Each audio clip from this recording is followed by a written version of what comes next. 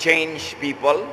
Yan po ang ating pag-aaral at nawa kasihan tayo ng Espiritu ng Panginoon. Aming Diyos, salamat po sa araw na ito na kami naragdagan na naman ng isang araw ng buhay. Salamat po sa lakas. Salamat sa mga tagumpay, sa mga dumaang mga hamon sa buhay. At ngayon, kami, Panginoon, nagpapasakop sa inyo. Payapain niyo po ang aming loob, linisin niyo po kami at turuan. Kayo ang maging tunay na tagapangaral, tinig niyo ang aming marinig. We ask you, Father, to bless your people and lift up only your name. Salamat po sa ngalan ng iyong anak at aming tagapagligtas na si Jesus. Change people. Pwede nga ba natin talagang baguhin ang tao?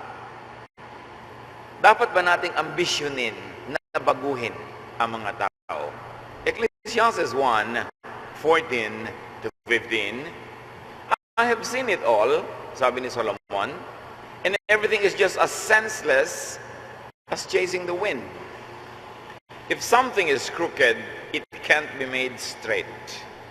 If something isn't there, it can't be counted.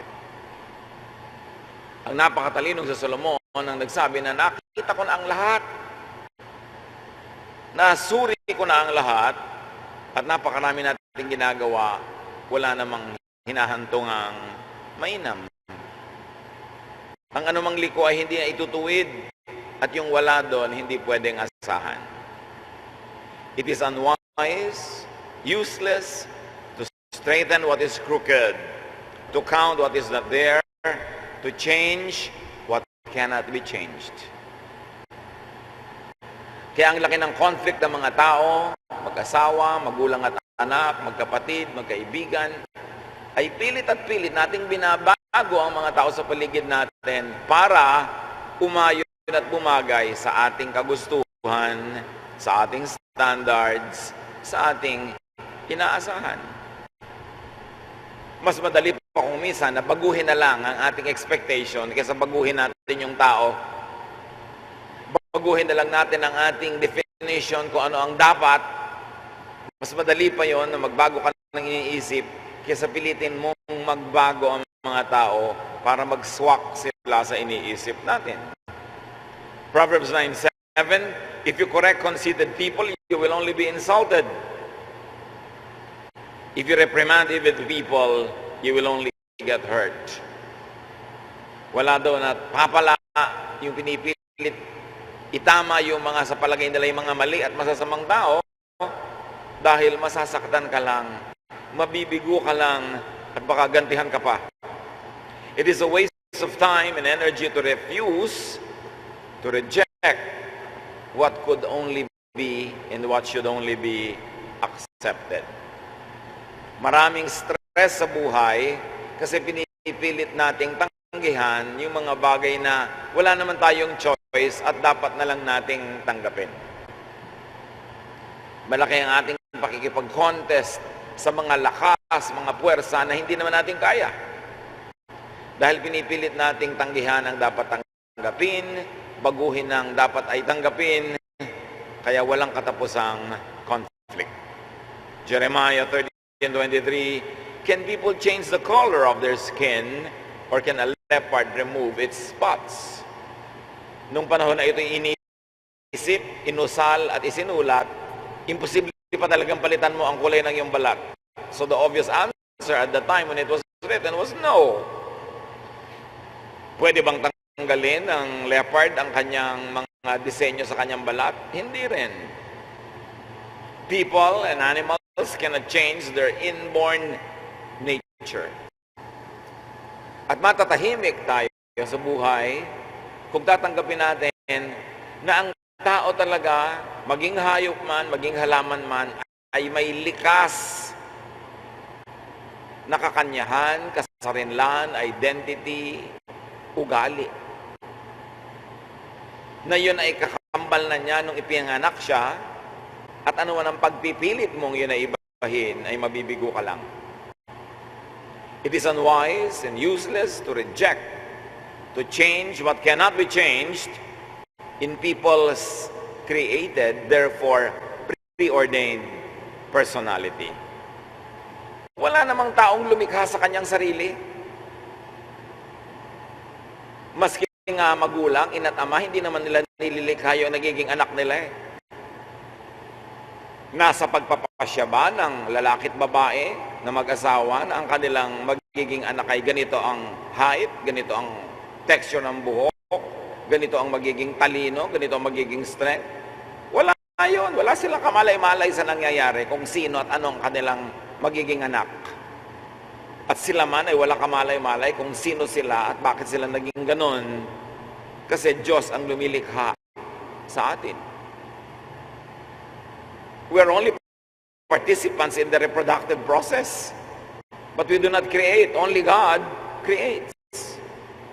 Kaya sabi sa Psalm 139:13, "You are the one," meaning nobody else, "who put me together inside my mother's body." Kayo, O Diyos, ang bumuo sa akin sa sinapupunan ng aking ina.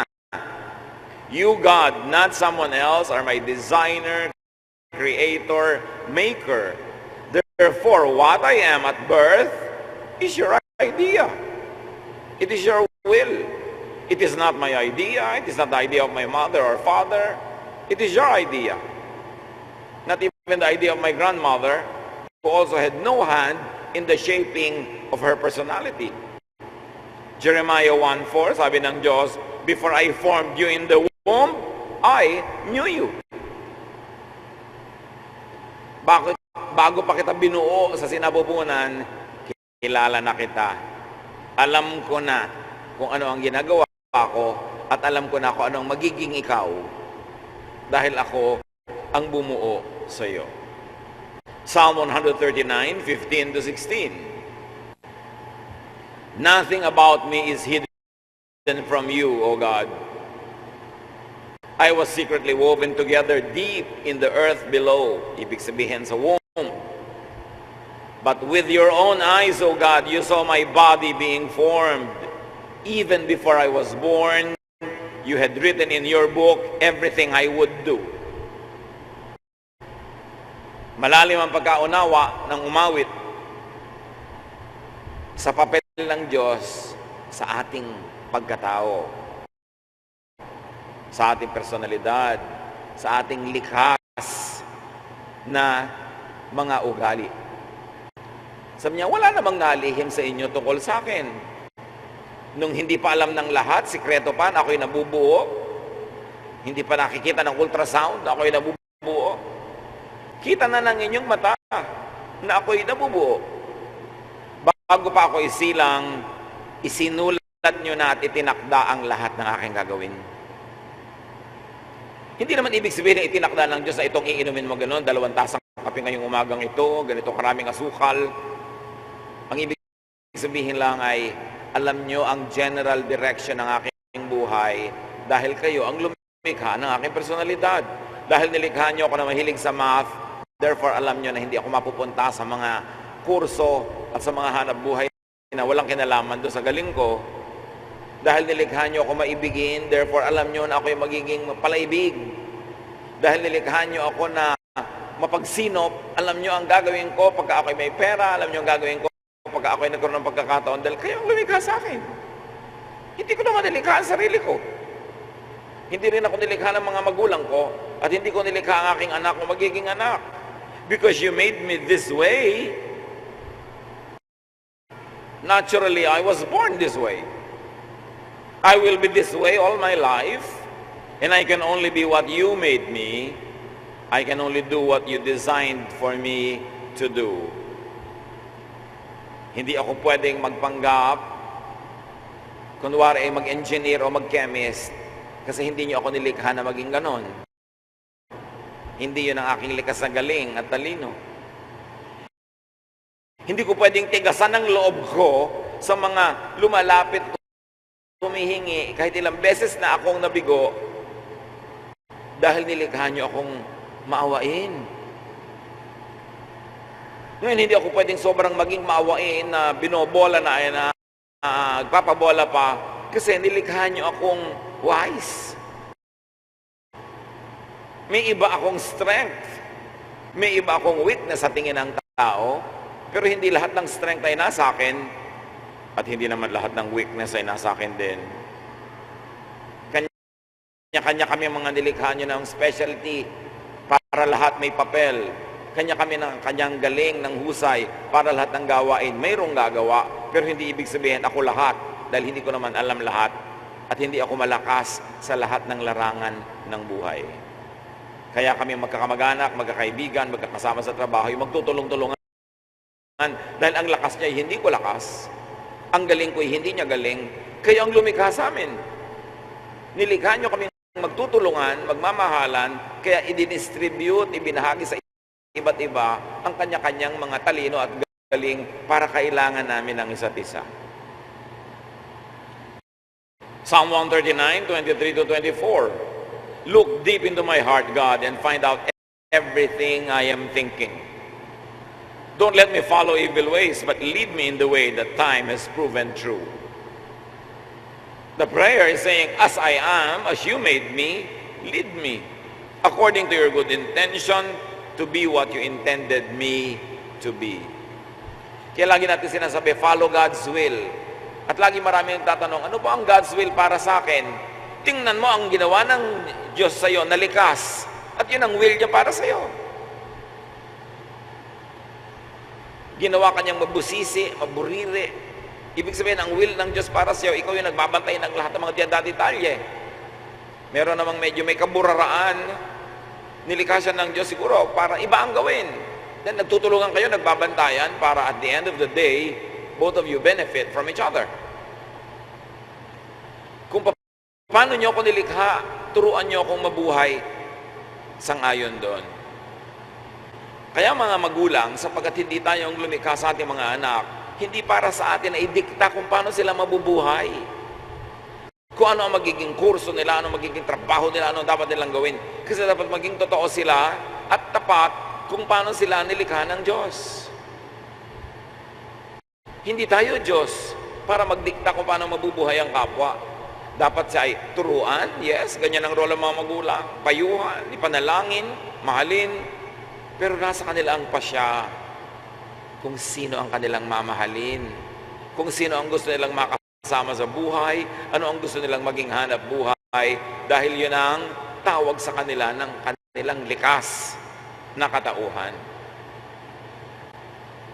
John 6:37, sabi ni Jesus, everything and everyone that the Father has given me will come to me, and I won't turn any of them away.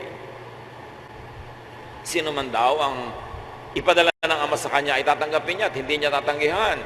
Jesus accepts people who accept Him.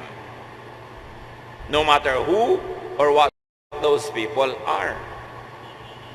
Isa lang ang patakaran ni Jesus sa pagtanggap sa tao kung ang tao ay tatanggap din sa Kanya.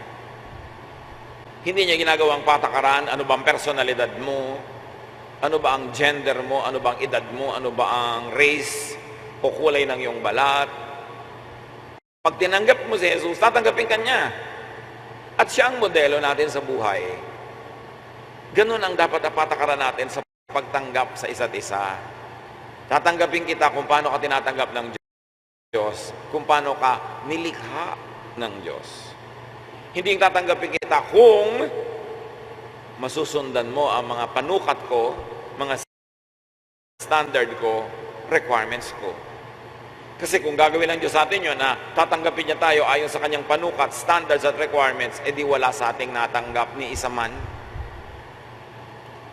At kung tayo umaasa lang natanggapin ng Diyos, sino tayo para tumanggi at magtatwa sa kapwa?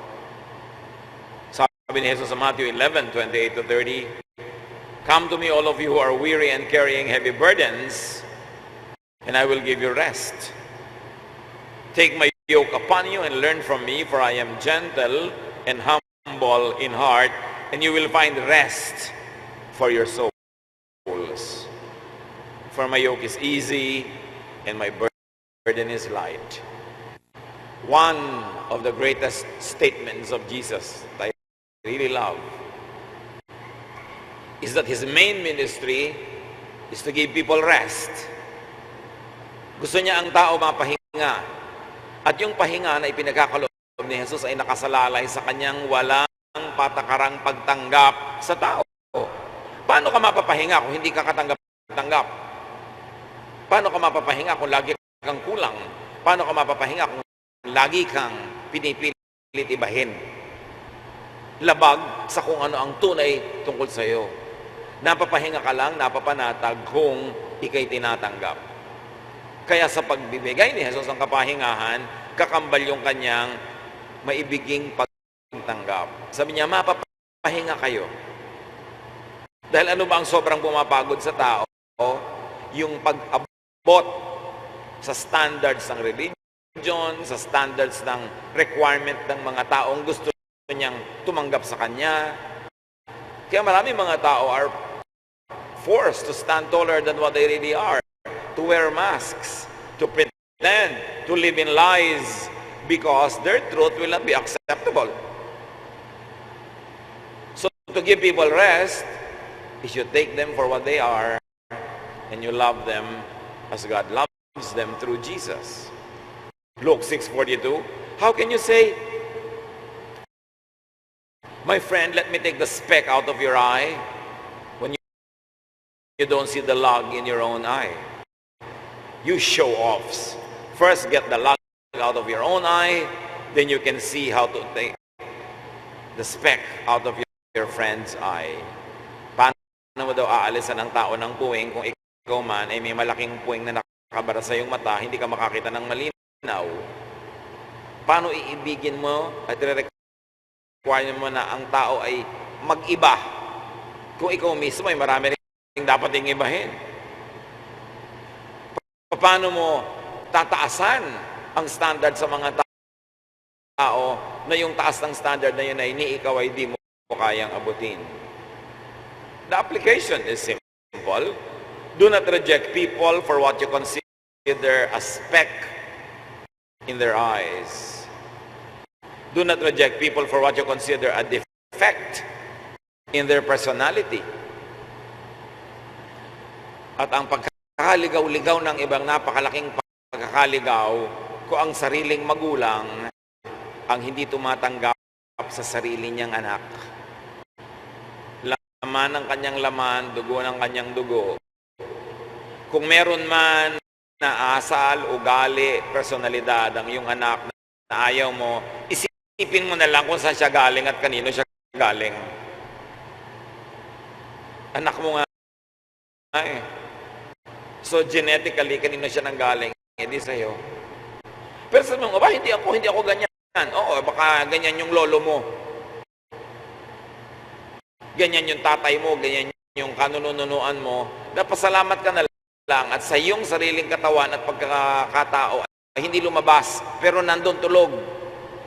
Pero naipasa mo sa iyong anak at sa kanyang buhay, sa kanyang henerasyon lumabas at nagising uli yung ugali na yun, yung asal na yun, yung personalidad na yun na ayaw mo. Pero tatandaan mo, sa iyo galing ang iyong anak. Hindi siya galing sa puno ng saging, hindi siya galing sa bukayo, hindi siya galing sa butete, galing sa sayo. So to reject your own child is to reject yourself and your own ancestry. A little knowledge of genetics will tell us that all personalities of a human being ay nasa kanyang genes, pero hindi lahat yon ay nabubuhay. May ninuno siyang maputi, may ninuno siyang brown, may ninuno siyang maitim. Hindi mo alam kung alin sa mga kulay na yon o alin sa kombinasyon na naglalabas sa kanya. Pero hindi pwedeng manggaling yun sa hangin, galing din yun sa inyong mga ninuno. Kaya mahalagang mamulat ang mga tao. At pagka tinuos mo kung saan-saan galing yan, galing sa lola, yung nasa lola, galing sa kalula-lolahan, di babalik ka sa Diyos na lumikha sa lahat ng tao. Matthew 7:1-2, don't condemn others, and God won't condemn you. God will be as hard on you as you are on others. He will treat you exactly as you treat them. So you don't want to be rejected? Don't reject. You want to be accepted? Accept people. Do not hate people for who they naturally are. Do not hate people for their inborn nature. Mayroong likas, nakakambal na ng tao, ipinaglilihi pa lang siya. Meron namang mga mangilang-ilang mga asal, ugali na napulot lang, natutunan lang, yun ang pwedeng baguhin. What is learned can be unlearned. What is programmed can be deprogrammed and then reprogrammed.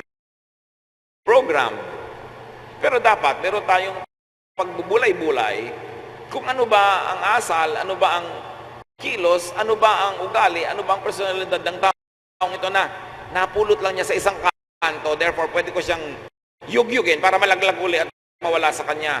Pero alin dyan yung kasama na niya nung pinaglilihi pa lang siya, kahit ko siya pabale-balentungin, tadtarin, hindi yun matatanggal. At matatahimik ang ating buhay pag napag-aralan natin at nasuri, alin ba talaga ang pwedeng improvein? Di improvein. Alin ang pwedeng baguhin? Hindi baguhin. Pero yung likas, mabibigo ka lang. Masasaktan ka lang at makakasakit ka. Pagpapalitan at babaguhin mo ang likas. Meron pa mga magulang takang-taka doon sa mga anak pagtanda, ay ganun pala siya, ay ganito pala yung anak ko. Hindi mo siya tiningnan nung bata pa siya. Nakahiga pa lang sa kuna, ang bata, marami ka nang makikita tungkol sa kanyang personalidad. Maliit pa lang na bata, nakikihalubilo sa kapwa bata, malaman mo na, mapagbigay ba ito? Maramot ba ito? Siya ba ay iyakin? Siya ba ay malungkutin? Masayahin? Alam mo na. Tapos may mga nanay at tatay na na-surprise pa nung meron silang na-discover sa anak nila nung 30 anyos na nagbulag-bulagan ka buong buhay para hindi mo malaman yon. O hindi mo inalagaan, hindi mo nakita. Mayroong likas, useless na piliting ibahin. Meron naman na acquired lang, learned lang, it can be unlearned and reprogrammed. Alamin ang pagkakaiba ng mga yon. 1 Peter 3:7, if you're a husband, you should be thoughtful of your wife. Treat her with honor because she isn't as strong as you are and she shares with you all the gift of life. So, sa mag-asawa lang, iisa na kayo, iisang laman, iisang dugo sa tingin ng Diyos. Magkaiba pa rin talaga. Kaya ang itinuturo, huwag mong hanapin sa asawa mo yung strength mo. Hindi ka takot sa ipis, takot siya, huwag mo siyang palitan. Huwag mong ibahin, huwag mong ipilit na huwag kang matakot sa ipis. Takot nga, ano magagawa mo? Kahit ihulog mo yan sa bintana, takot pa rin yan. Ba't di mo nalang tanggapin? Ubusin mo ang ipis sa bahay nyo para huwag siya matakot.